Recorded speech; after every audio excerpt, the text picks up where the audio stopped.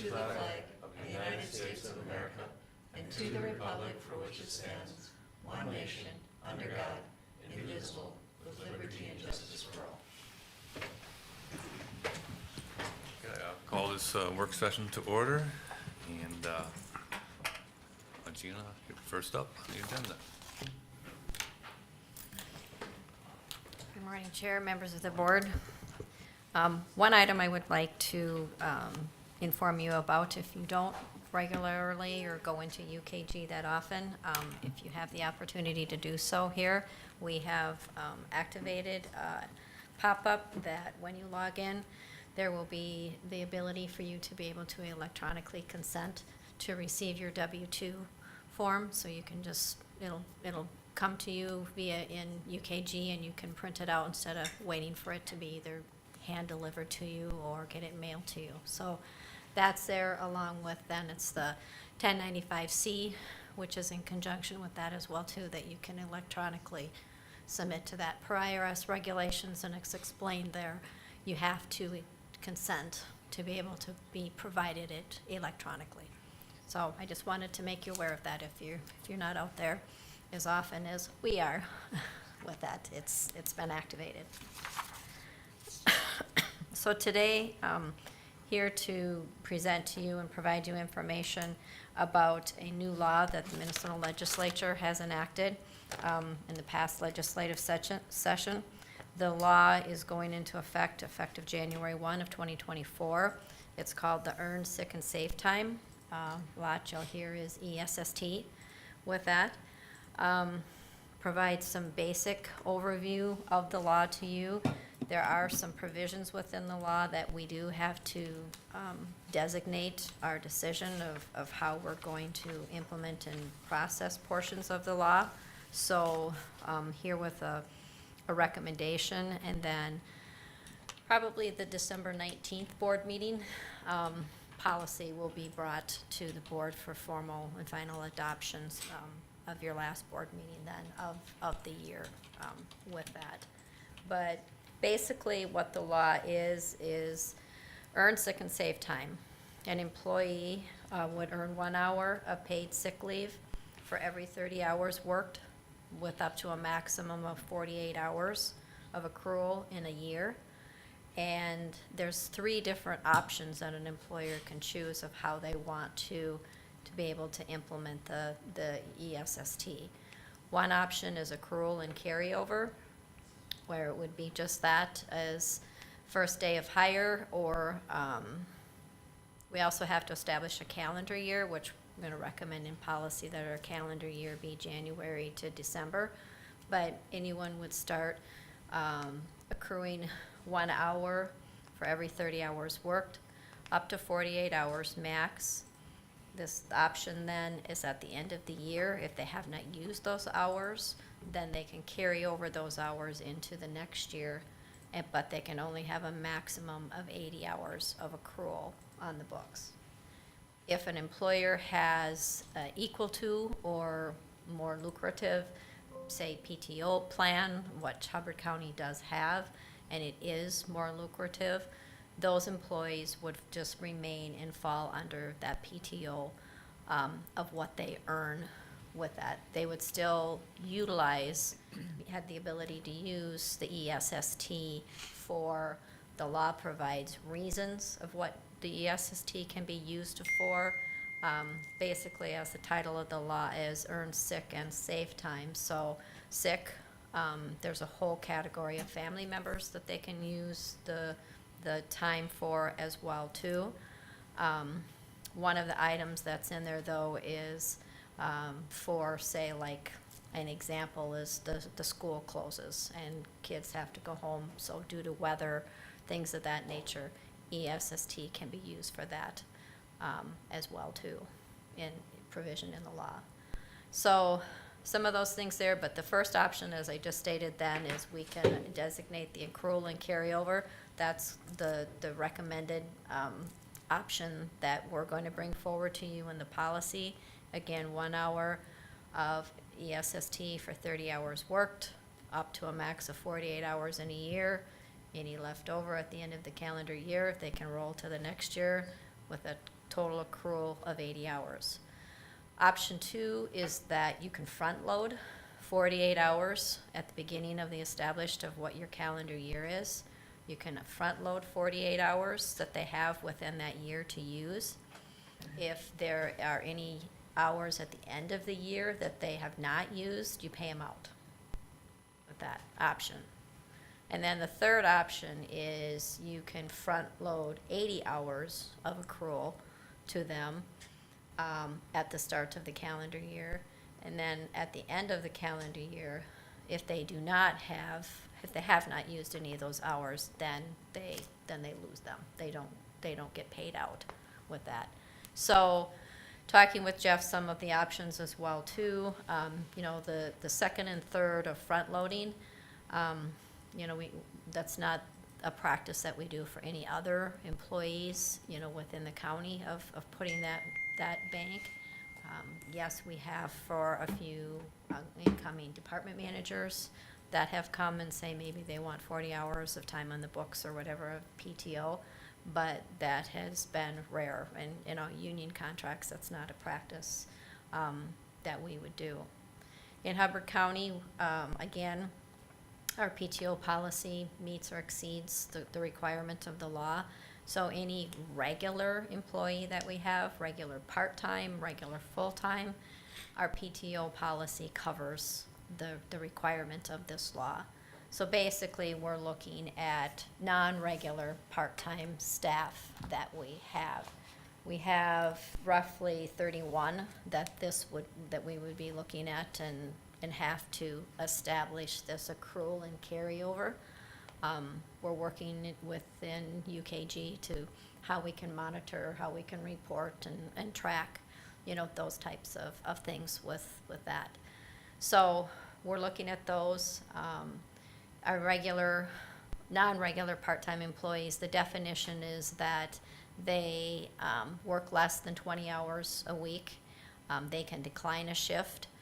We have some people who would fall under this, like say our temporary or our seasonal election people who come in and work. They will fall under this category because they're an employee and we pay them. The Department of Labor has good information out there in the Minnesota Department of Labor on FAQs and processes and things of that nature. We had a webinar sponsored by our Human Resource Group last Thursday as well too. With that, the Department of Labor had just come out that elected officials do not qualify for ESST time. So you will not have that accrual for you. So they're looking at some things, they're diving in, they're looking at things as well too. One of the examples they made is, our essential employees in law enforcement. This was, again, a statewide presentation where you've got people who can have 20 employees working in their dispatch center and say the Minneapolis School District closes and all 20 have children. ESST is something is that you cannot deny the time for them to be able to leave. And, what are they going to do? Even here in Hubbard County, okay, we have 2 on staff and that, what would we do with only 2? So I think if that's going to be some things that they're going to recognize and realize, and if some of those things are going to go back to the legislature, right away when they're there in February. But so those are some things they're saying. This law wasn't enacted for governmental entities, and they didn't exempt governmental entities, either from the law. So, there's things that we're having to deal with and work in this situation.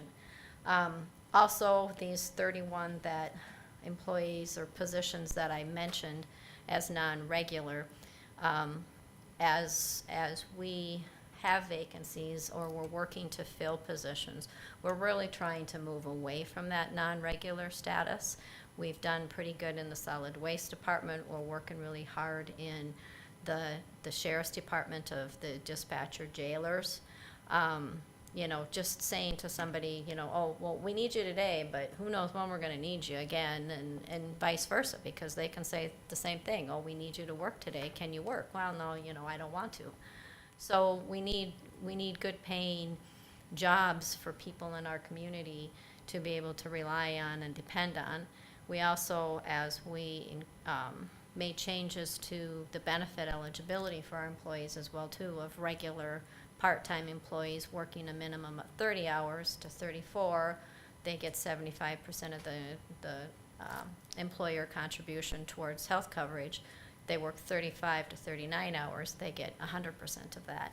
So as a whole, Hubbard County, we're moving to make those benefits, enticing for employees to come, to come to work for us. So we're working in those categories as well too, so that then if employees move to a regular part-time position that's working, 20 hours or more a week, we can move them into the PTO category instead of the ESST category with that. So the law provides, again, of having to have in policy, having to have notice and things of that nature, and we are working with that.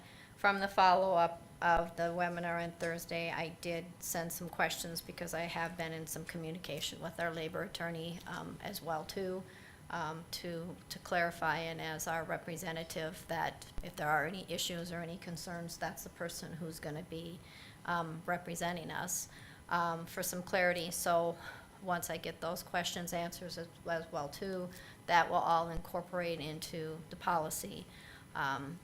The labor attorney will also review the draft of that policy as well too before it comes before you for final approval with that. Do we discuss this at length at Prime West? And then I talked with Gina about it after I came back, and one of the things I found really interesting about who's covered here is I can pick anybody I want. It doesn't have to be a partner or a spouse or my child or a stepchild or anything. This covers, I can choose anybody to have the time off for. I found that really interesting. And pretty much our PTO, you could as well too. It's just depending on, needs of the department and the workload, whether that would be approved or not. Well, now with ESST, and there's things in the law that, yep, you can go and put all this into place, but, if they have a foreseeable need, you may require them to give 7 days notice. Well, if it's not foreseeable, then you still have to grant it. You could request some medical documentation or reasoning for, their need for the leave. But if they can't get that or whatever, well, then they can just write a note and attest to it.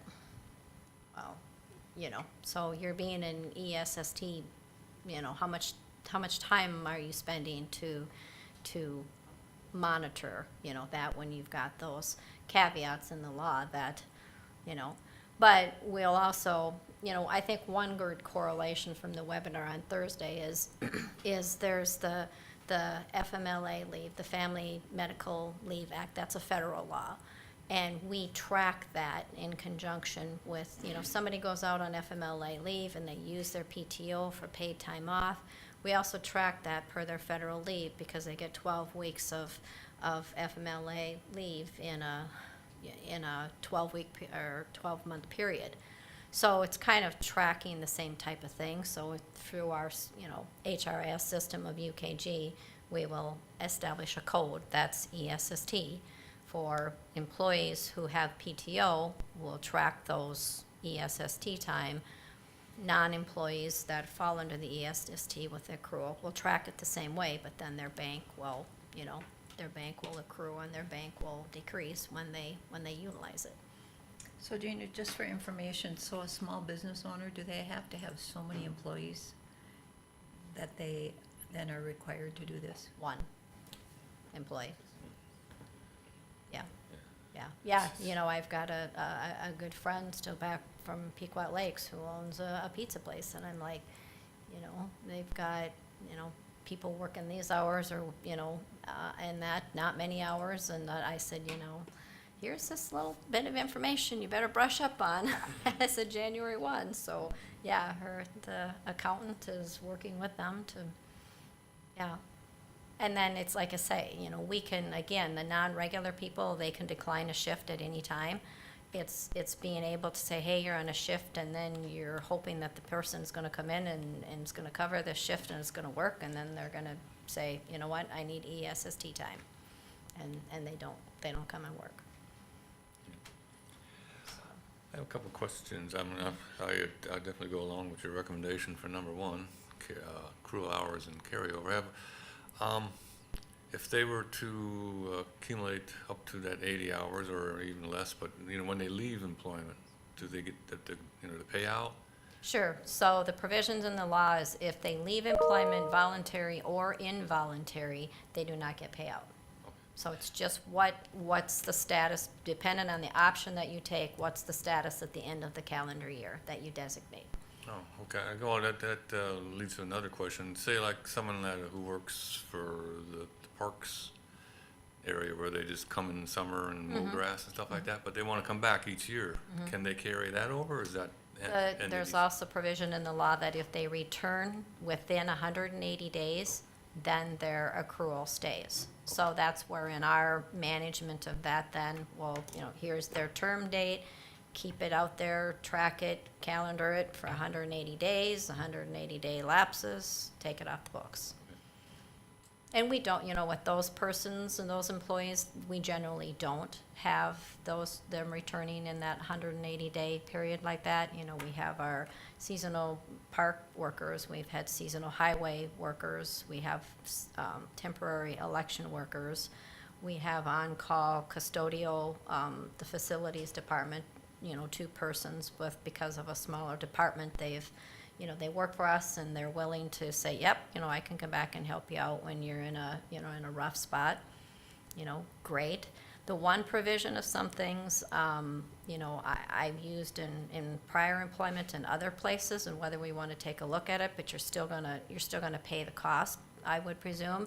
If you hire these people through a temp agency, the temp agency is they are the employer. And that's why we always utilize them as well as them being the employer, because if they are the employer for workers' compensation as well too, or unemployment or things of that nature. Are they gonna build their cost into this? Sure, you would think so. But, you know, that's an option as well too, consideration for some of those types of positions like that. Do we have any idea on the financial impact this has on the county? And not only this law, but the FMLA law too? Well, FMLA has been a law, you know, for many years, so, I wouldn't have anything with FMLA. I mean, the numbers that we put here for the people that we have, or for the persons who were in seasonal positions as well too. Yes, my eyes this morning. So, say they all had the 80 hours of accrual, and they all got that, you know, they all used that. Granted, they weren't, you know, just paid for it. They were away from the workplace and didn't perform work. That is, it's like 62,000, where we're at right now. So like I say, there would be no payout. It would just be time away, lost work time of 62,000. That's the maximum. That's not Yeah, that's right. not the intended. No, that's a worst case scenario, to put a number to it with that. So, so like I say, I will work with the policy, incorporate questions that I have with the labor attorney as well too, to get that finalized and brought to you before the end of the year. In 2026, Minnesota also adopted a paid family leave. I ain't even looking at that yet. So kind of nobody else is either with that. So we'll do this, get through this, and we'll be in 2024, and then we'll worry about that at that time. Yeah, the one that comes in 26, I've just read about that in the paper and that, so I figure, got a couple years to dive Yeah. into that. Yeah, It really is gonna hit small business hard. yeah, It's all new money they have to spend. yeah. Well, even here, I can see, even with one employee, you're gonna end up hiring 2 to cover if the one wants to take off. Yeah. Yeah, I know. That was a problem with FMLA too. They could take up to, I mean, theoretically, probably won't happen to it, but up to, what is it, 26 weeks off? How do you, Or 12 weeks. how do you cover that? Right, right, yeah. Have a whole bunch of part-timers just standing in, just giving them hours just to, Yeah. I mean, it just doesn't make sense. No. And I think that is gonna be in that paid leave of the amount of time. It's just, you can't bring in a temp person to be a social worker. You know, that's, you know, unless they're a seasoned and they have done the job, you know, you're not gonna bring somebody in and say, here, I need you to do this job for 26 weeks, and you're gonna sit and train them more than, so I mean, I did that back when, years ago with elections as well too. We always hired temp people, and finally it was just like the staff in the office. It's like, Larger businesses everybody are- kind of liked a yeah. little bit of overtime. It was like, stay within the budget. If you can stay within the budget, you got staff right in the office who wanted some of the overtime, and we got it done. Yeah, businesses are already struggling to find employees, and now they've got to find that extra that isn't there. Yeah, and larger businesses, they're, like the county here, we're more equipped to be able to deal with it, adapt to it, but Yeah. if you're 20 or 30 employees or less, it's brutal. Yeah, yeah. I mean, they have to compete to some degree in order to have employees, but it's Yeah. gonna be tough. I mean, I get the concept of the law is, sure, and it's just too bad that there has to be a law that has to do that, employers and employees to be able to work together. If an employer has a really good employee that shows up and da-da-da, and, gosh, something happened and they're sick, you know what, you've been great, yep, go take care of your baby, get the baby well, and come back to work and be that great, dependable employee for me. If you had that cohesiveness, I've never been at a place, of course, I haven't been at too many places, that hasn't been the case. right, You know, yeah, yeah, they take care of their right, employees right. however they have to do it. Yeah. Whether it's in policy or not in policy. right, yeah, and unfortunately, that's, Now they're forcing the hand of having to do it a particular way. yeah, so, Well, thank you, Gina. all right, thank you.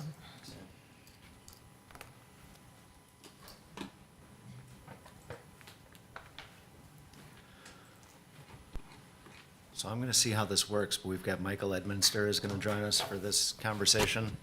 And, I'm gonna see if I can bring both things up at the same time.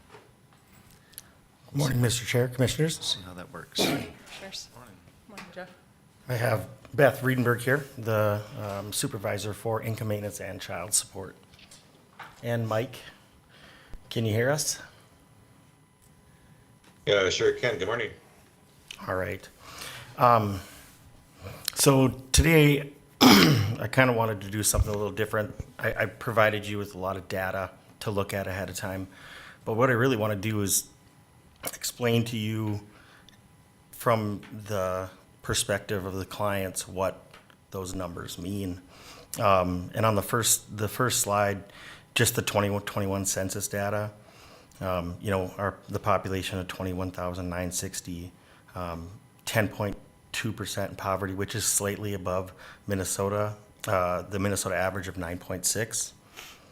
The number that, and you're going to see, which has affected a lot of the things that we're doing in social services, is the over 65. Over a quarter of the citizens in Hubbard County are over the age of 65, which is, as you guys know, it's more expensive to live, and it's more expensive. Everything is just getting more expensive for everybody. And with that, it leads a lot of people that are on a fixed income to need the help of the county.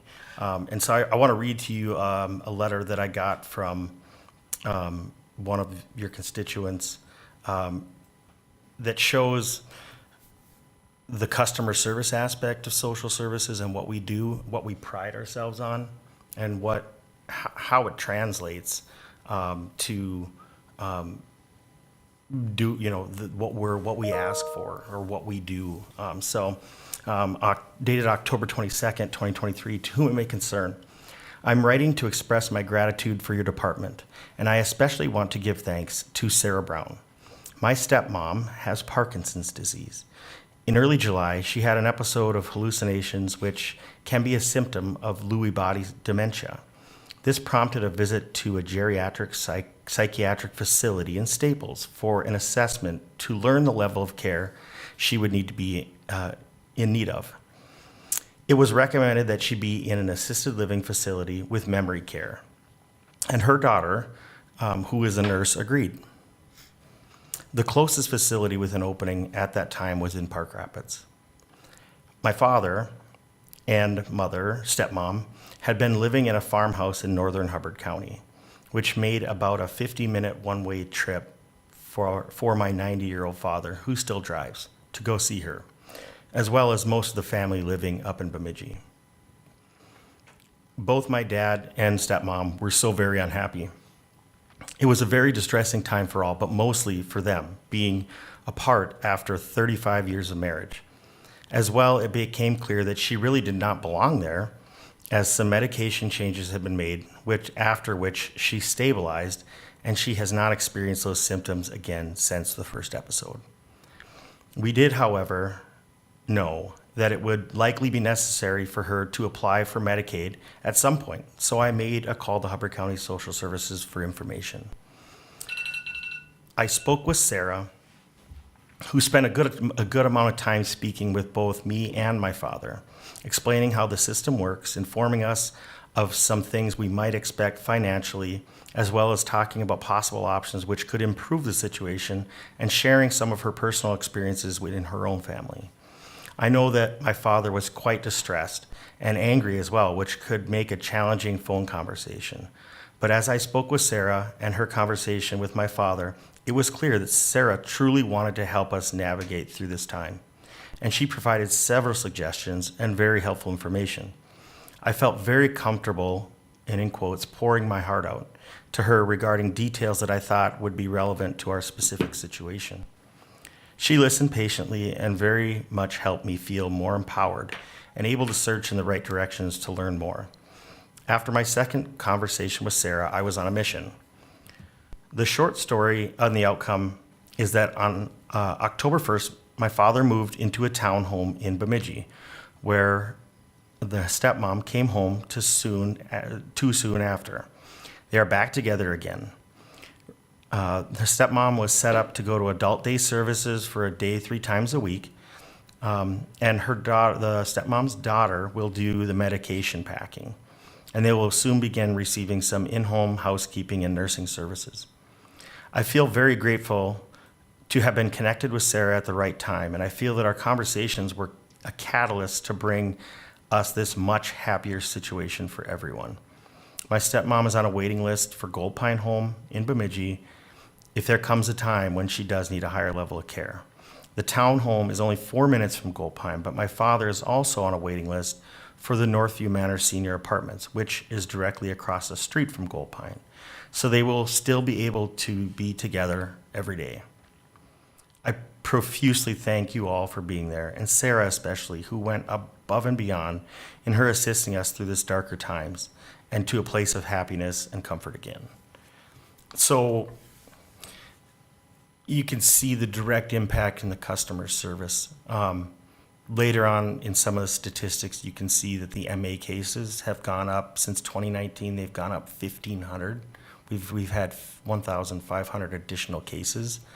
A lot of that we can attribute to COVID and the amount of those over the age of 65 saying that they're no longer working and they're going to retire, but also realizing that now they need some assistance with that, or they qualify for some assistance. The effect that it's having on our staff, and I'll let Beth has been doing an absolutely amazing job. And she has 18 employees? 21 with child support? Yep, and office support. And office support, and she does yearly evaluations with each and every one. and she's very consistent at it.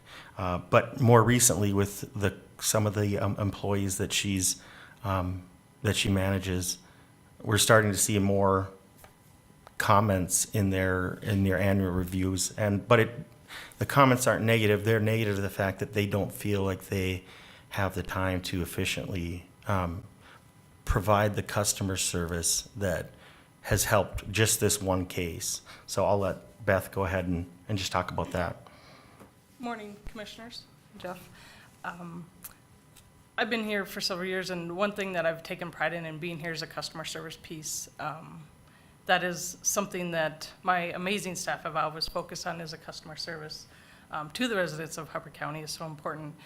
And one evaluation comment that stuck out in the past 6 months, because unwinding of COVID's became very complicated, employees are overwhelmed, we're approving overtime, etc. But I wanted to read this one to you from one of my staff. With the large caseload currently, I feel like I can't do my job well. I'm trying to do the job in the amount of time given, but I feel that I just can't treat each case with the care that it should have. Sometimes I don't have the time to spend on the case as I should. I feel like we are doing an injustice to our clients by pushing the cases through like they're just a number and not a human. With all the changes coming from the state, we are constantly changing, and it is hard to keep up with the changes when I don't have enough time to do the cases I need to complete for the month and watch all of the online meetings each week. That's just one of a few, but that one really stood out to me because they focus on the customer service. For the residents of Hubbard County, we want to be there, and I appreciate staff taking the time, as Brian read in that letter. So I just wanted to share that. The additional staff definitely would benefit customer relations. These clients deal with emergencies day to day, and if we don't have the time to provide them with the community resources, it gets tough, and other things can escalate from that. So I appreciate your time listening. Yeah, and that's the part of it that makes Hubbard County different. That we don't treat the people like the numbers. Lots of other social services agencies do what they call case banking, where it is literally just a case. Everybody they have all these cases, and they just, when things come in, they add that file or that document to the file, they process it how it is, and then they move on. Whereas we have up until now, we've had the ability to really spend the time that's needed. And on the last part of the slide, just the IMU staffing, if you look at it, in 2019, we had 15 staff, which was all just eligibility workers. And that their average caseload, that's just a broad one, is 231. We added one position in 2021. Now that was a case aide, so it didn't affect the caseloads at all. What it did is it took some of that pressure off of them with the case aides doing the work that they were doing. And as you can see now in 2023, the average caseload is up as much as 57 cases per worker, which, when you have complex cases that include Medicaid, sometimes the food assistance that could help some of these individuals. And let's be honest, we're only aging. Everybody's only getting older, and these cases are getting, again, more complex based off of what DHS is. When you move over so that's the income maintenance side of it, and that's the base. Like, everything that we do starts in income maintenance. But if you look at the waiver programs, I know we've added some staff there, but maybe I'll just kick it over to Mike to let him talk a little bit about kind of what's going on with the adult services and why that, the case aid part, it would be really essential. And before I turn that over, just again, when we're asking for a case aid, because we know that we can take some of the work off of the workers, and it's cheaper for the county and for the citizens. And so just knowing that. But yeah, Mike, if you want to just kind of talk about a little bit about the adult program and kind of what that looks like. Oh, wait. Before you do that, my only problem is, is if your main argument is the caseload, and then you add a case aid, which helps free up time for the social workers,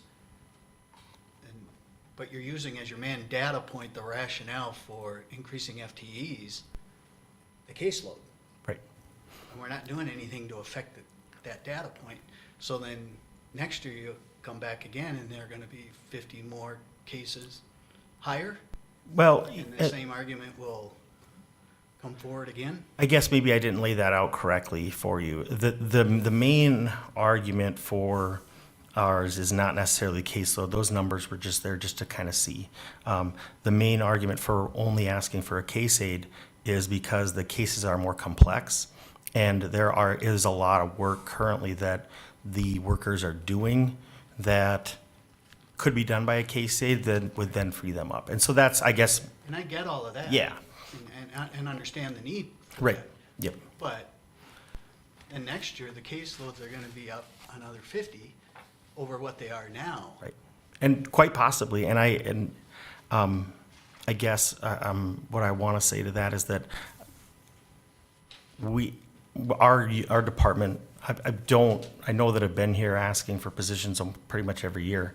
I took over in a time that before COVID, where this stuff didn't happen. It wasn't a spike. We didn't see these huge spikes in caseloads, and it's that's the stuff that is out of our control. And so I might very well be here next year asking for a position. However, I do want you to know, and I feel that I probably have earned that with you, that I'm not just asking willy-nilly. I'm coming to you guys when it's in a position of need that I've identified. And you can ask the supervisors. They ask for a lot of stuff. And, I look at things and how we can do it with the least amount of impact to the county taxpayers. As you can see noted in the funding portion of this, that 2 of the positions that we're asking for are not going to cost the county any money. It's literally the one that the case aid that Beth is asking for, we can fund with the money that we have and the reimbursement that we get for 7 years. That's a long time. And that is, There again, that's that carrot dangling out there. I mean, I'm glad it's 7 years instead of just a year or 2. correct, right, You're still setting yourself up for that tail end. right. You're And, gonna pay it all. yep, Or a and good social, portion. social services is one of those things where it's a reactionary. We try to prep and we try to plan. Now, next 2 years, 3 years from now, there could be another pandemic and everybody could get sick and pass away, and our caseloads would be extremely low. And so that's the part of it that I want to try to explain, is that, it's moving field goal posts for us, literally, and I know you guys understand that. And I just want the commissioner to understand that, that money doesn't have to be used to hire new employees. Correct. It may be the best use for it, Right. which is the argument you're making, but it doesn't have to be. Correct. And I know that it was brought up before, that it's all taxpayer money event, it comes, we're paying for it regardless. But just for me and for the staff, I just, I definitely advocate for that. We have the best working environment in a social services agency in the state. I kid you not. We've recruited people that have worked for us currently from Washington County that moved up here. And just like we, our motto and and everything, we want people to be here. We want to up the good working population so that we have that tax base income that helps.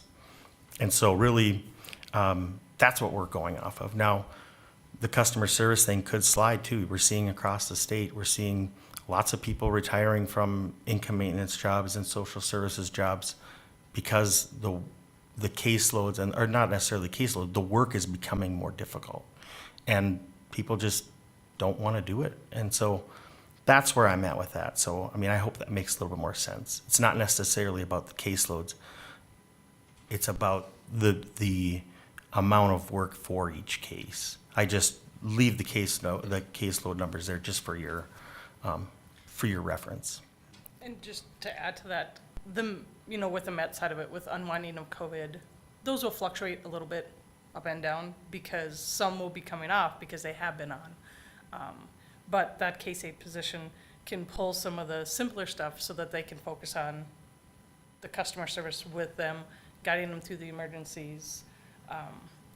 And for me, the overtime that they're expending, I also try to balance that with the self-care too, because I don't want to lose my employees because they have done an amazing job, especially through COVID.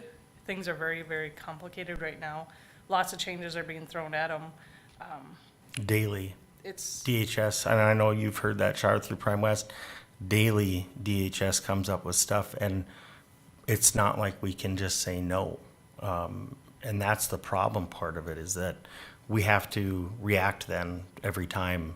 I mean, we had a case, or we had a thing, it was we needed to process all the cases by the end of August. And so we approved Saturday overtime for everybody because it was something that DHS came with, and then we did that.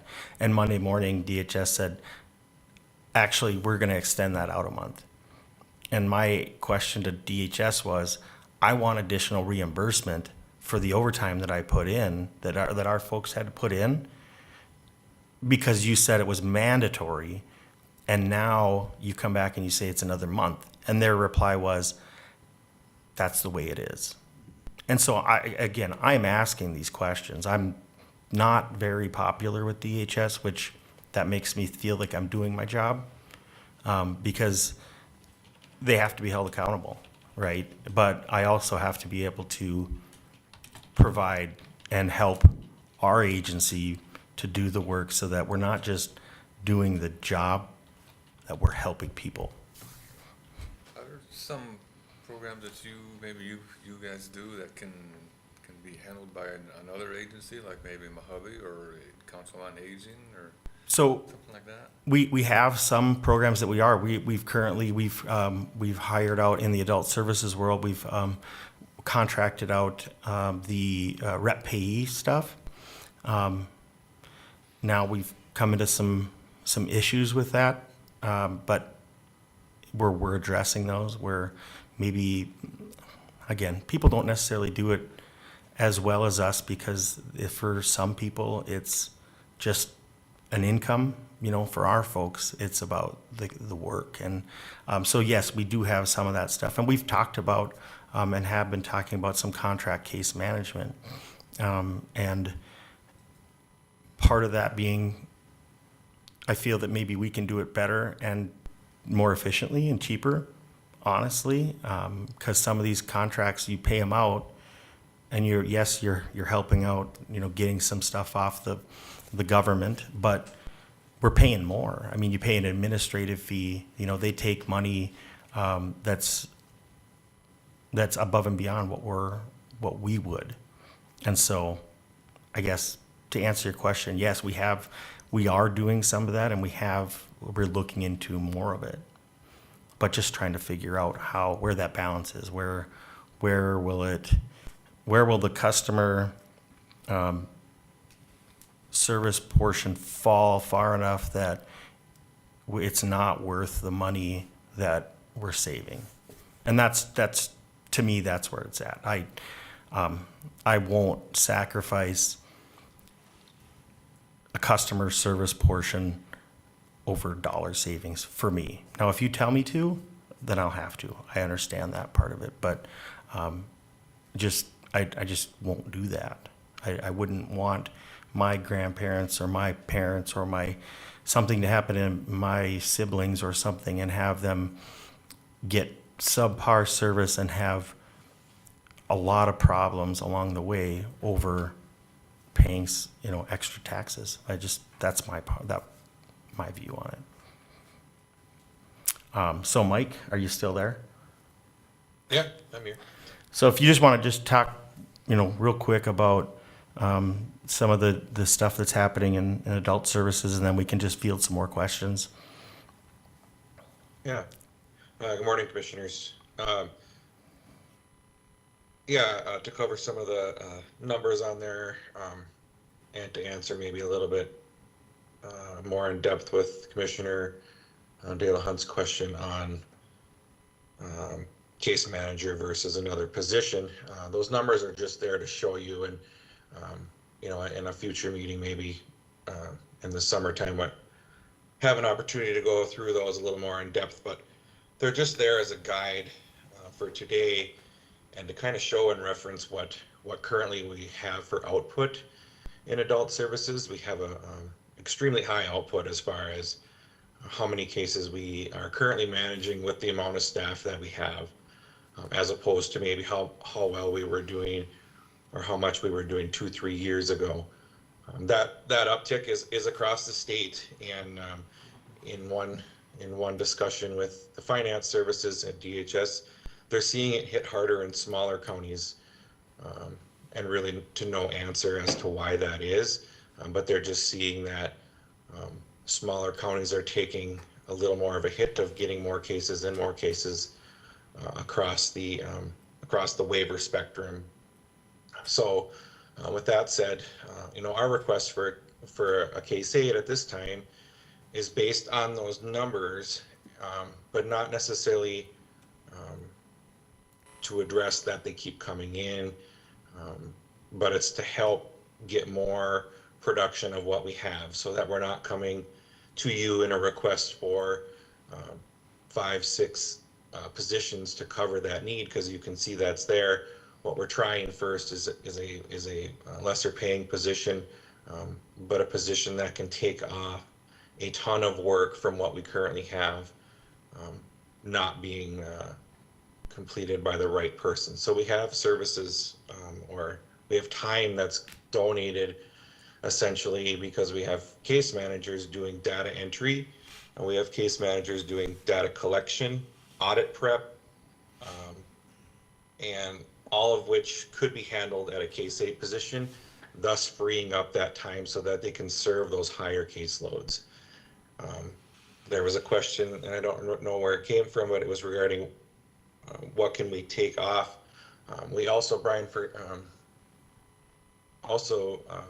should have mentioned that we just recently had Mojave take over our Salvation Army work. So we had 2 workers. Beth was one of them, and she had another one of hers, as well as I was kind of involved there a little bit, working with Salvation Army requests when those individuals are in need, filling out those applications. We have sent that over.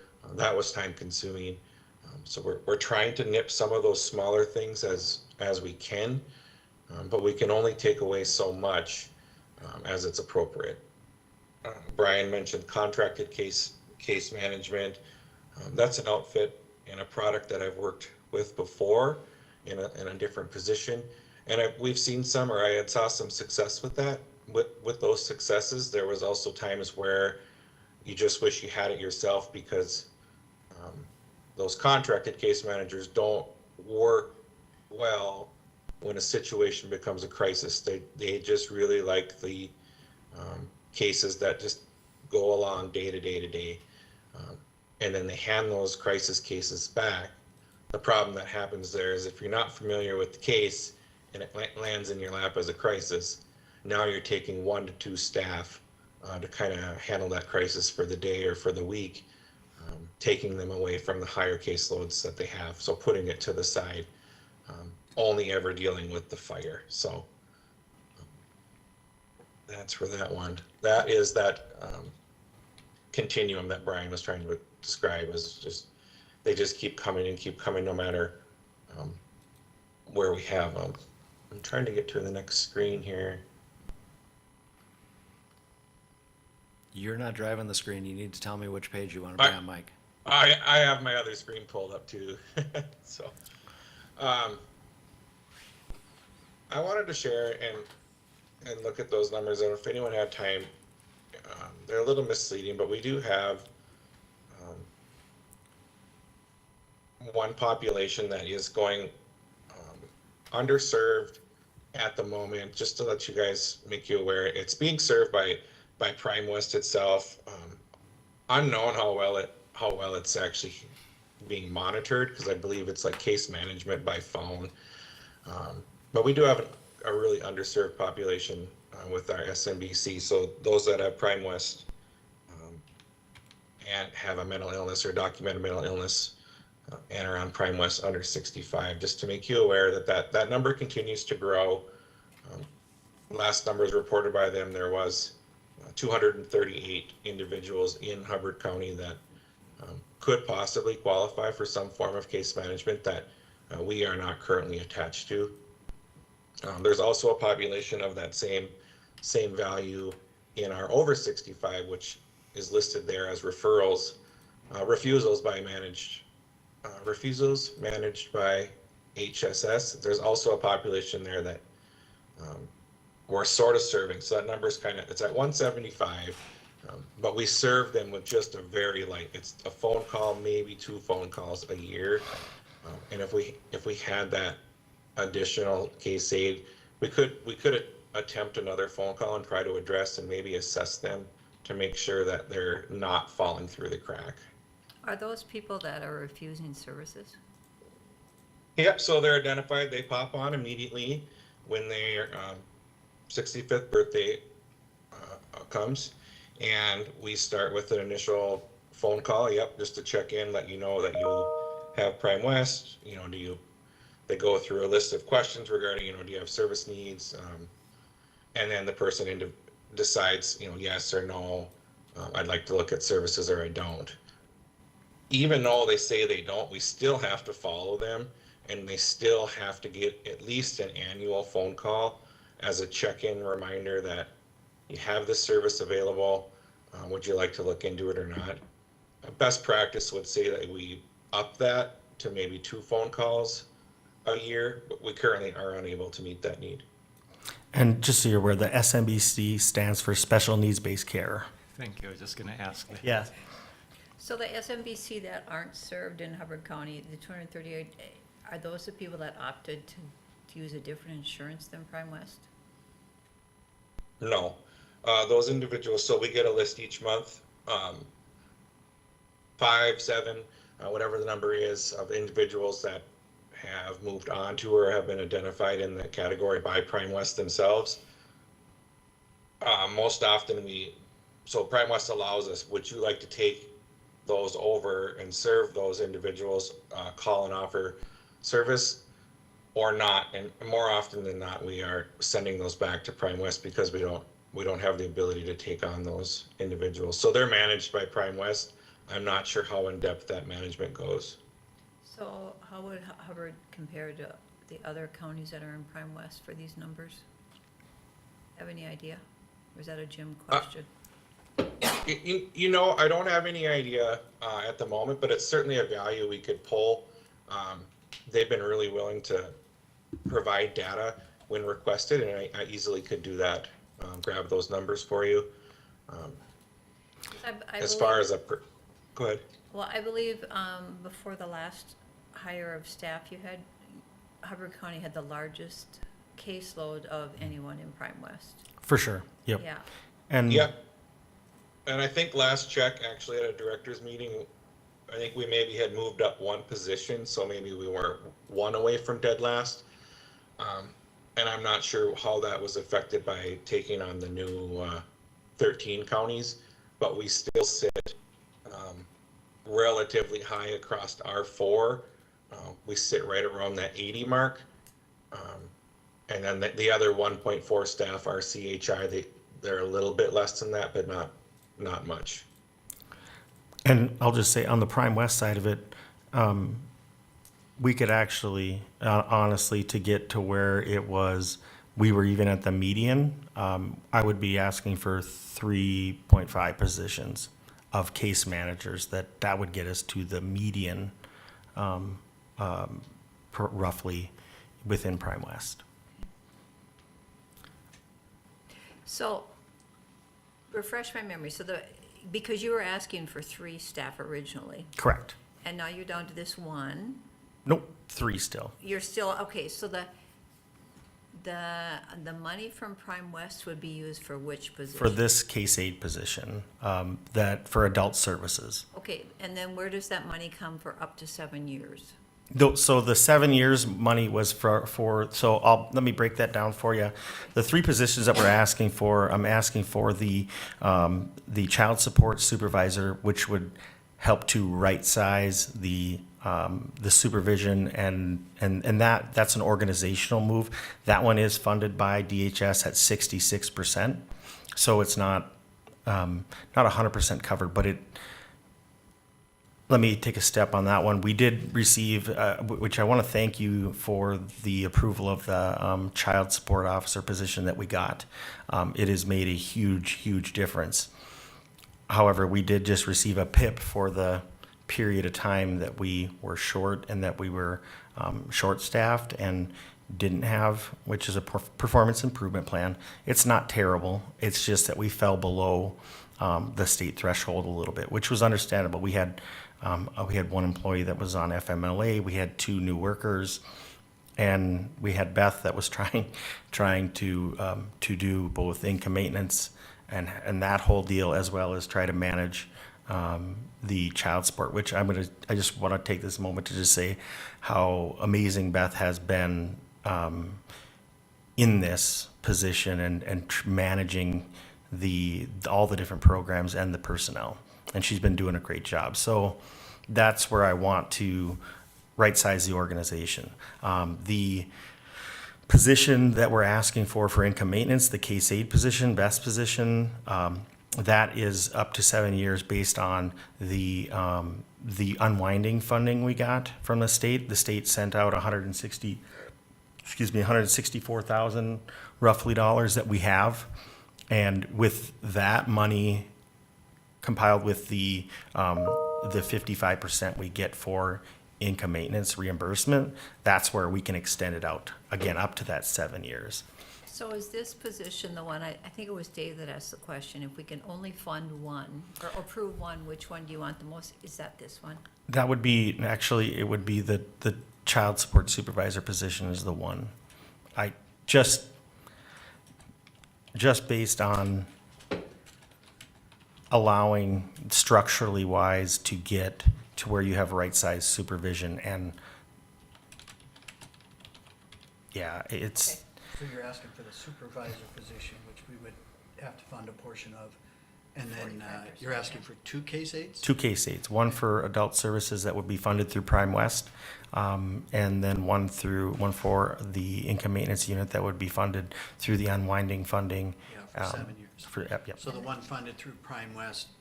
4.5 years roughly. 4.5 years. Right. Which, that's just a guess too, because I feel that once we get that person, there's enough places and things that we can bill for that it may become 100% funded within 2 years. We haven't had that position before, so we don't know 100%. And so that's kind of, So is there anything preventing you from using the Prime West funds for the other case aid that's already covered and have it covered for 11 years?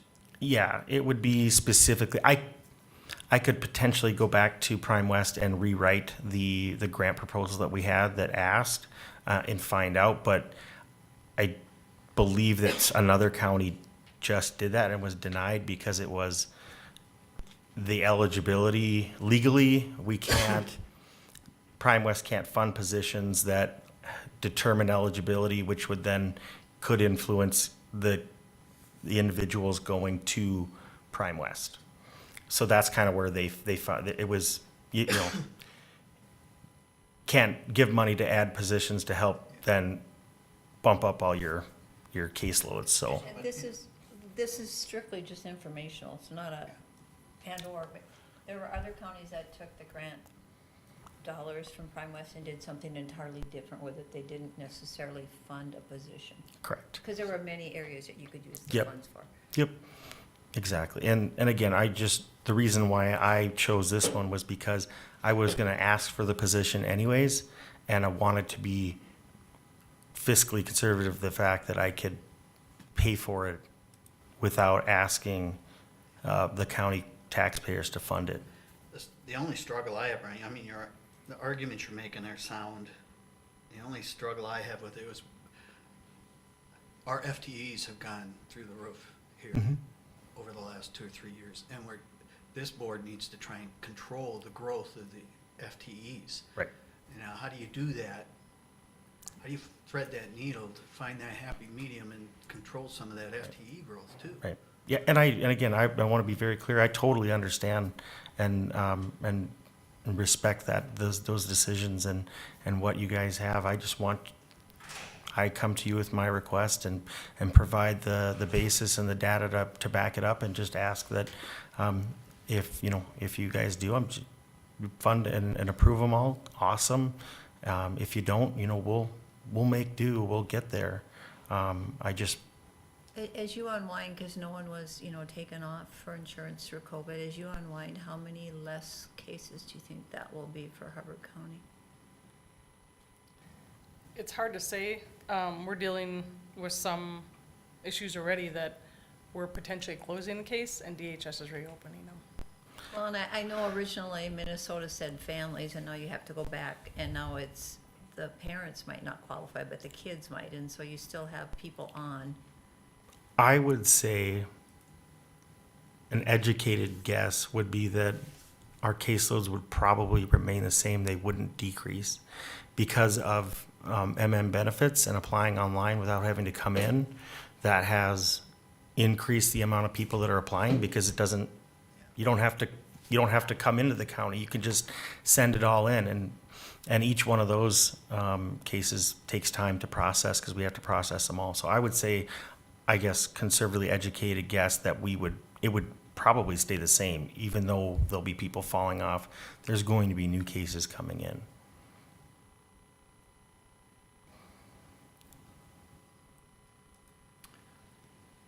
Thank you for your presentation. I can see the need, and I think that in other areas of the county, we have gone above and beyond in staffing when there's been requests.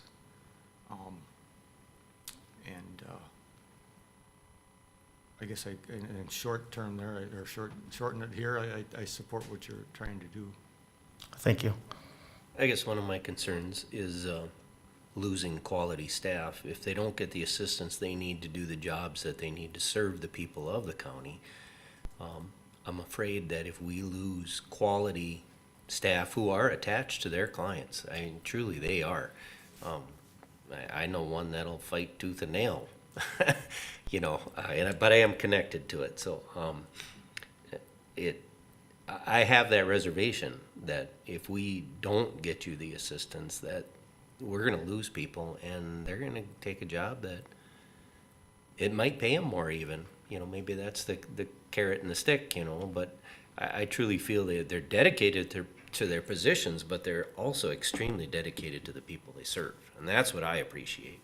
Yeah, 100%. I know that I've been informed a few times from other counties that they have, because we're all pretty close to directors, that they've tried to pull some of our employees and have been told that no, that they have no interest in leaving, because they're committed and to this county and this community. And then I guess the other thing that was on my mind is if you brought all your staff back, you wouldn't have room for them, would you?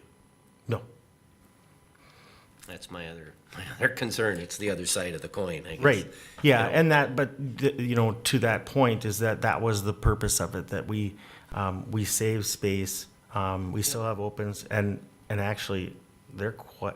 I mean, our productivity is, and I'd have to get you the numbers and stuff, but people are more efficient.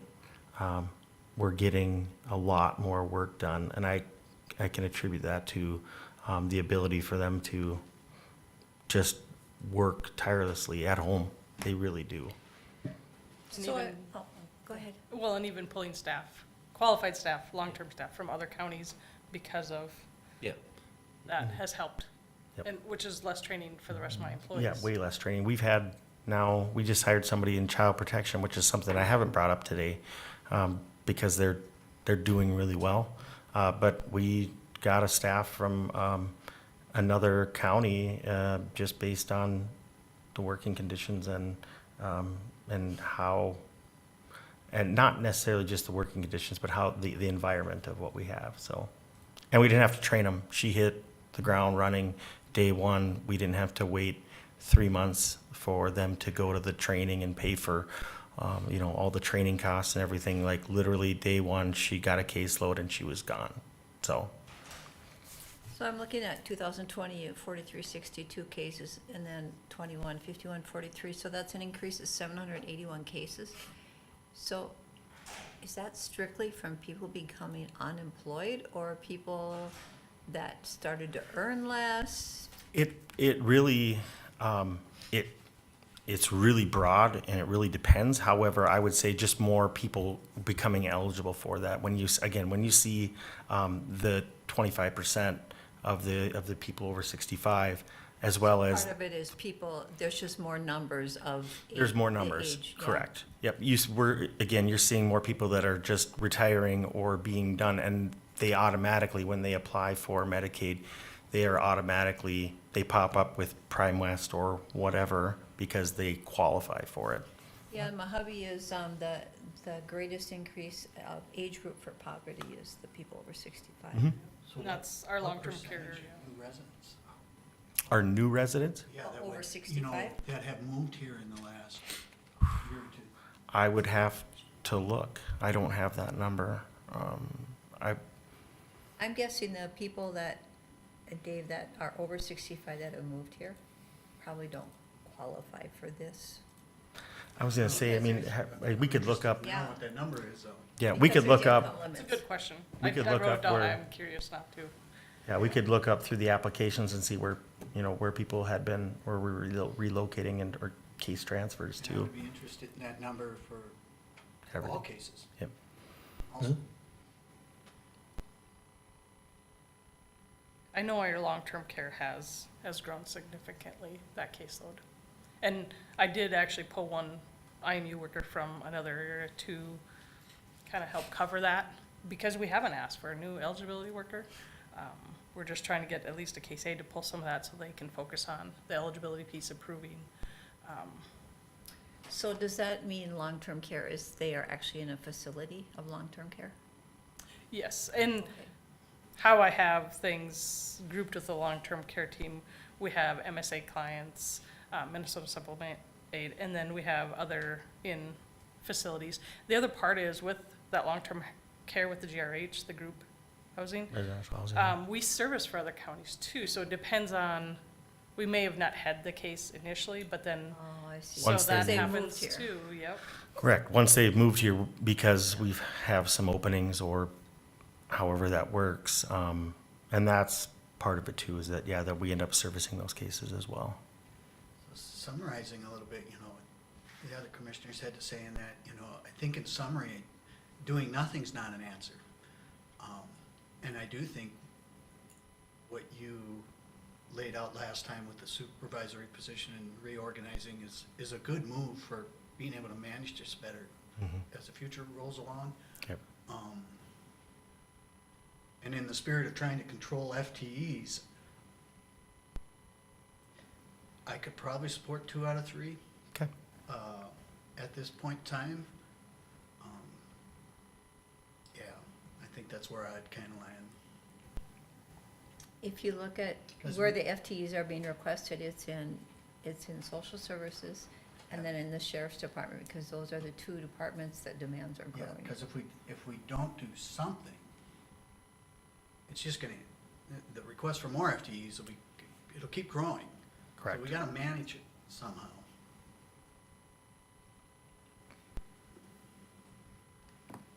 Commissioners, on that note, and I know Brian and Jeff have both heard me several times, as far as FD goes, as a vision or as a growth pattern, I'm showing on like my 3 to 5 year plan, just in adult services, I would need or I guess want in that manner like 4 to 5 FTE. That's how far behind I feel I am in order to manage the population size that we truly have in the most effective manner. At this time, we're asking for 1 FTE in adult services, and that position it isn't any more or less important than any other unit. I understand that, but I just want to let you know, that that's how far behind just adult services is in my view. Another person could have a different perspective, and that's okay.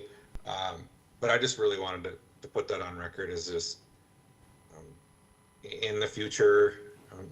I will be asking Brian and through Jeff to get some of those positions so that I don't have case managers in the 80s. I don't have our under 65 case managers in their 50s, which is way too high to manage an under 65 population who has severe mental health. State recommendations are somewhere around 30. Waiver recommendations would be in the 40s. We far exceed those. So a case aid is just in an attempt to try to cool the fire for now. I think it was Commissioner Keranen who mentioned some of the, well, he didn't use the word, but burnout, some of the keeping the staff. I see that. I hear that from my staff. I hear it from other staff in other departments, comments, nothing rude, but comments where you can tell the work they're doing because they're so involved with their people, with their members. It does eat at them. And if we want to maintain them as quality, awesome workers, we need to do something to protect them. Thank you. Thanks, Mike. Any further questions or comments for us today? I think we should remodel the offices so we all have that view, and we would all be happy to stay longer. Right. I was gonna say, if I had that view for sure, yeah. You can do that if you're working remotely. And Mike would love to be here, just some other circumstances did not allow him to be here at this time, so. But yeah, thank you very much for your time. If you ever have any questions, we'll follow up with some of that data that you were looking for and get you the Yes, please information. email that to all of us. Yes, I will, That'd be for very sure. interesting. Thank you. All right, thank you very much. Thank you. Okay, we got budget updates.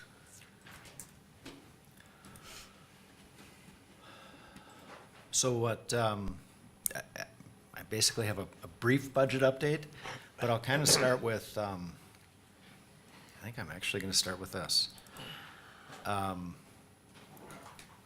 If you take a look at the levy supporting each of the major areas for the last 6 years, we had a situation where we dropped the levy for social services budget because we had fund balances. We have a situation now where we don't have fund balances because of that are sufficient. They're getting really close to being kind of minimal. But if you look at the 6-year increase in the levy for the different departments, even with the additional staff and social services, because there is cost sharing on those positions, this year's request brings us to a 2.5% increase over 6 years. So that's putting in all 3 of the requested positions. That's budgeted as requested right now. Okay. General, everything other than public safety in the general fund, an average of a 2.4% increase annually. You can see we've actually been going backwards for the last 2 years. That's primarily because of better interest rates and return on our investments. The highway is pretty much on pace. And this number I would highlight here. If I look at the whole thing and I look at the fact that we've been pulling money aside for capital reserves out of the levy, you kind of have to pull that out for a good comparison. But that's what that 6 years, the levy's gone up 30%. It's gone up on average 5% a year. but this is where it's coming from. It's over $2 million, over $3 million in increase in public safety operations in 6 years. So, yes, we need to make sure that we're maintaining, keeping an eye on it. I shared these charts with you previously. The trend line, the orange line is if it was 3% a year, and the blue line is the actual over that same period of time. And social services is almost up to what 3% a year would have been. Again, we had some fund balance to work with. Based on, this is kind of the actual update. I'm gonna need to knock that down so we can see it. So at this point, I've dropped the levy request from 20.4 to 20.2 to get us down to 5.8. To balance, where highways is using the amount of fund balance they were intending to use, that comes from other sources for them. They've identified that that's gonna be fine. Social services is still using fund balance to mitigate this. Over the last 2 years, we've budgeted a lot closer to zero, so that we're not budgeting to use $500,000 in fund balance and actually returning $500,000. That was the situation we had before I got here. And then to balance to the 20.2, we're only having to use $50,000, and that's almost zero. That's almost negligible over the course of these $20 million of public safety and general fund administration. So this new thing takes into account the increased request from HLDC. It takes into account all the requests current to this point in time. Made many of the adjustments that Commissioner Kruger mentioned in the small dollars. I don't have a new 117-page sheet for you. I will have one probably right after Thanksgiving. I wanted to stop moving before I give it to you. Right now, if I ran it again, this 5637 is going to be plus or minus $5,000 or $10,000. Because when we make those changes in overtime assumptions, it makes changes in all of the tax implications and all that. So all that payroll stuff has to settle through there. Some of the assumptions we make about open positions that we learn about over the last, since we started budgeting and what we anticipate they're going to be on January 1st, those kind of shake out as well. I think what we do know is that we will have roughly the same number of contracts for health insurance that we had last year, and we're going to have about the same number of employees who are opting out, and we believe we're going to have approximately the same number of singles and families. So that information will be updated in the one that I get to you in about 10 days. Probably just before or just after Thanksgiving, I'll get you a new one and a new cover letter with this. But my primary update is making the changes we were aware of. The new request is not 20.4, it's 20.2. It drops us down to 5.8. And the question for you today is that progress? Is that goal? What is it that you'd like that to be? That's still, we had 2.8% in new tax capacity, or 3.8 in new tax capacity and 3% in general to get to 6.8. That's what that was based off of. Our new tax capacity estimate is less than 3.8. I think it's 3.1. So when we get to this, we've dropped our general increase down to about 2.7. The reason that the tax capacity estimate changed is the state assessed utilities, that number changed on us, right? So they settled a couple of cases, they came in, that number they give us changed by $50 million. So it dropped it down 0.5%. So we've got down to about a 2.5 to 2 3/4 general increase above and beyond what the new tax capacity is. But again, the biggest driver is another $900,000 this year for public safety request. And it's one of those things where we all want We all want the protection that the sheriff's department provides us. We don't want to become another Minneapolis-St. Paul situation. I just wish there was some way we could have a little more control there and have it, I mean, as you show, I mean, that's the biggest driver the last 6 years. Yep. And I will tell you that in order to get to that point, I've taken all of the capital requests from the sheriff's department and the corrections and threw them onto the capital requests. I took out the $500,000 worth of requests completely out of the operating budget for '24 and threw them on the capital budget. There were things, let's see, that I think we, the third share of the radio upgrades, I think we were aware of, squad upfitting, body cam leases, watch guard. I do have a question. Who do we utilize for squad upfitting? I Do can you- get do you you that know? information. Okay, all right. I'm just kind of curious if there's a company we can find or an individual would be capable of doing that for a cheaper rate. Maybe we can find a way to be a little more cost efficient that way. Yeah, I think we're clipping coupons there because Okay.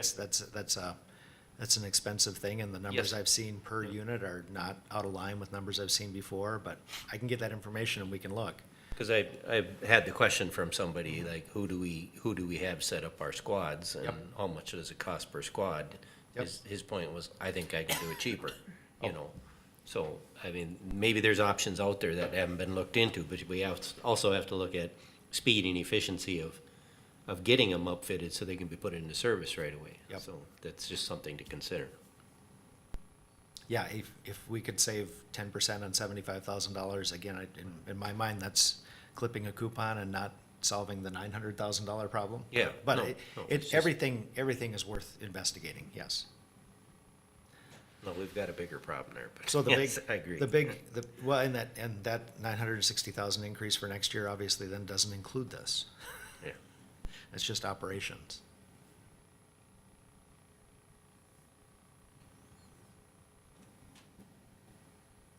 What So- was that, 10 million bonding for 2028?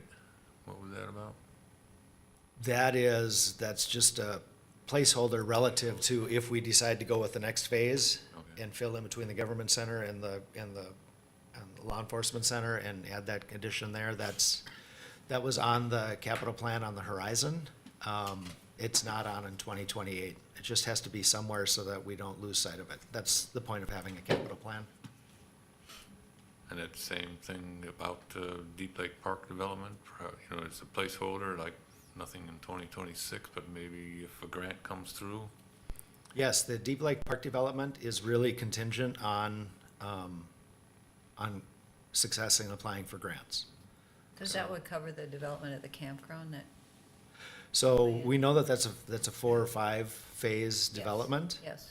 So we're showing those every 2 years as being a portion of that. And then the last one here, because it's in future, I combined the last 2 phases in that number. So those are the numbers straight from the plan. It is not likely that we'll be every other year getting a grant. It's more likely we'll be every 3rd or every 4th year. I do believe that it's likely, since they supported a grant for phase 1 of the development of this project, that they will support it as funds are available. It's in the queue. It's a project they want to support. So I believe it's going to happen. I don't think it's going to happen every other year. Capital planning is just kind of throwing those out there. The only numbers to really look at are 24 and 25. The other ones beyond that are future. And the 800,000 for the government center? That's from the last estimate that BKV gave us. That was the amount for the first and second floor remodel out of that total $8 million project. So I split it out here Okay. to show the portion that's towards public safety, law enforcement, and the part that's regular center of that.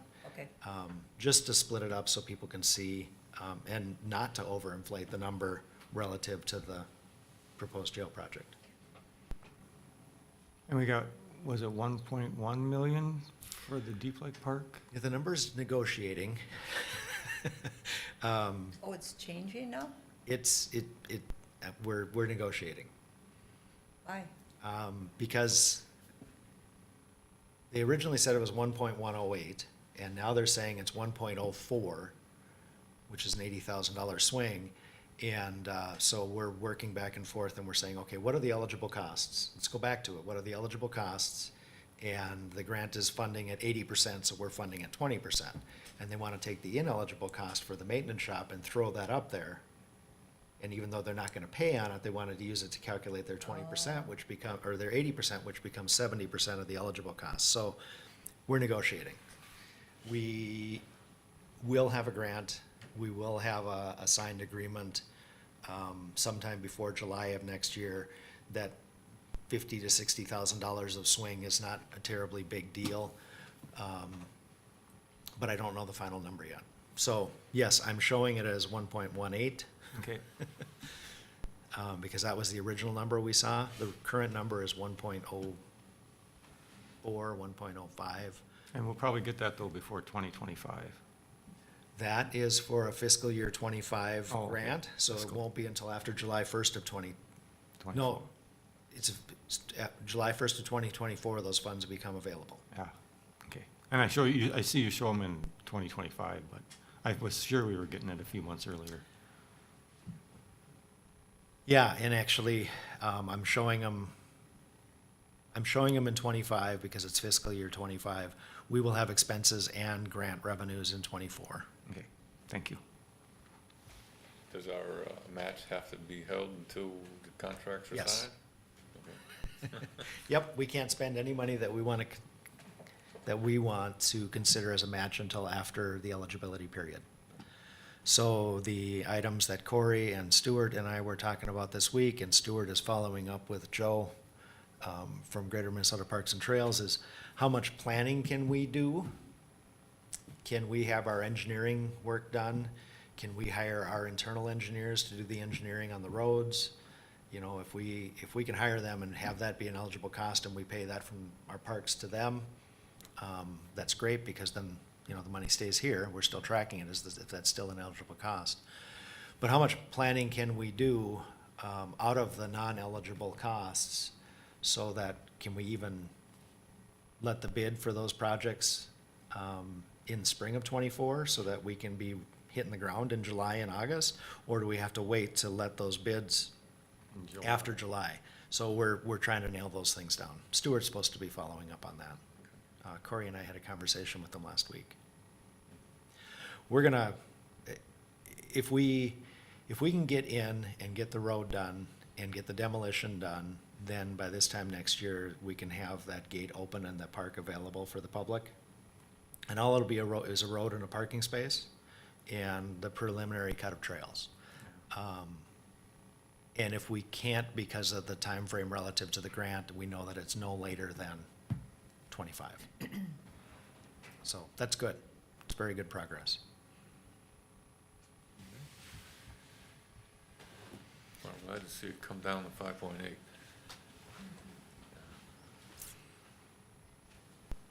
And we did that without cutting anything that's really been requested. We did that by trimming the excess. We did that by changing some of our financial assumptions. We did that by making adjustments everywhere except public safety, except for those capital things which are now in the capital budget. And the only item in the capital budget that's really of a question and is the body scanner, and is whether or not we push that over into the project. I don't think anybody doubts that it's a necessary piece of equipment in this day and age. Just does it belong here, does it belong there? And truthfully, it's 6 of one, half of a dozen of the other. If we're intending to use capital expense to buy down some of that project, then it doesn't make sense to take this piece of capital and throw it against the project if we're just gonna have it. And my concern with it too is that if we're gonna have to spend some dollars to install it in a cramped area, Yep. and then maybe have to move it, to spend more dollars Yep. to move it That, again. that's exactly the question to ask, is does it make more sense to wait and do that after the space has been renovated. Yeah, There's a high probability it'll get moved. Yes. exactly. And as I said in the committee reports last week, after Thursday's library board meeting, you'll be getting a $6,000 reduction in the request for Okay. the library. That's gotta be approved by that board first. Mm-hmm. Okay, anything else? Ready to move on to committee. And this is, there's two pieces of this. There's the term expirations that are coming up. So, this is just a heads up that if, you've got a vacancy coming up on one of these committees in your district, this is the time to be thinking about who you want to be putting forward for that. So that when we come down to approving the committee list in January, that we've got those spaces all filled. Okay. I've talked to both Randy for the Parks Board and also Veronica and the Planning Commission Board of Adjustment. They both want to come back. And I just talked with Brian this morning. Brian's on North Country Community Health Board. It's kind of a given. He's almost required to have those. Yeah, there's not as much flexibility in here as you think there is, but, And I know I talked with Mike Kovacevic, when I filled in for you that one time. And Mike, as we did, he really enjoys being on the Planning Commission Board of Adjustment, so I'm pretty sure he's gonna be an easy yes. And then Teresa, I plan to give her a call and just find out. I know she's chair this year again, but I'm keeping my fingers crossed, because as you guys know, sometimes it's hard to find people to fill these positions. And when you've got somebody that's good, it's even better if we can keep them. So the HRA board should say Kathy. It should not say. Sue, and she plans to come back. Good. I'll talk to Sue Tomty, but Eva Pohl, she's not, is she the one that's not in District 2 technically? Yep, she lives in District 3. So do you want to contact her? No, because you guys need to get somebody for District 2. So there's supposed to be 2 for District 2? Well, it's only for the Planning Commission Board of Adjustment. It's required by state statute. No, I'm looking at extension here. Yeah, but I'm just saying that this Oh, one's okay. not. Yeah, I think it says that you want to have it balanced, but it's not a required from that right, district. right. Right now, there is no one in District 4 on extension, and she is taking that role as Oh, so more it of an should at-large say individual. District 4 instead of District 2 then, technically. I don't know the structure of that, but, Okay. but, He's filling the District 4 vacancy. Right. Yep, Yeah, okay.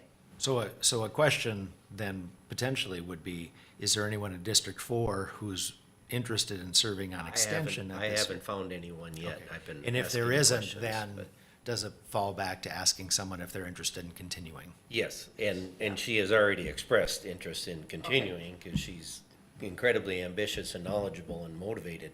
He does a good job. Yes, she does.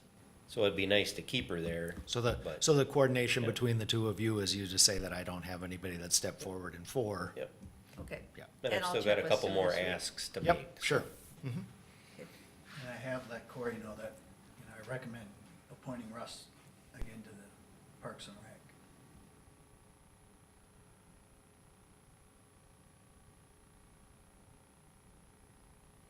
So we're good with that first page? And then the balance of it is kind of for your information, kind of for horse trading or swapping or thinking about as we go into January. We'll bring this forward again, probably, well, not during the December work session because we don't have one, but if you are aware of any changes or swaps or negotiate amongst each other, something that's gonna change, just let myself and Denise know. Denise is not here this week, it's her birthday, and her husband took her to Paris, Oh, which is darn. nice, so, which is gonna be fun, because I haven't had to do these agendas and minutes for a number of months now, and I'll see if I can remember how to do it. Thursday, I think, do I get? Steve was just saying his birthday is Thursday. I don't know who's lining up to take you to Paris, or if that's where no you wanna one. go anyway, but. I have to go to NW, the Northwest Minnesota Juvenile. So, Well, Take what it a up birthday beside it. celebration it'll be. So that- Ted, can you fill in December 13th at Northwest Emergency Radio Board? Let's see, December. You can do it online. Oh, that would work, that probably. Let's see, December 13th. I'll be traveling. I have Foston that day, and also HRDC. Okay, then it's fine. So what time is it? It's 10 to noon usually. Okay, yeah, and Foston's usually 9 to noon. Yeah. No, it's So- fine. But I'll put it on there with a question mark in case one of these gets moved around or something. Because I know Foston at times, they've changed it because they don't have the year-end numbers. Yeah. And they wanna, have a meeting yet, we don't have any Yeah. updated numbers. So I'll put it on there with a question mark and.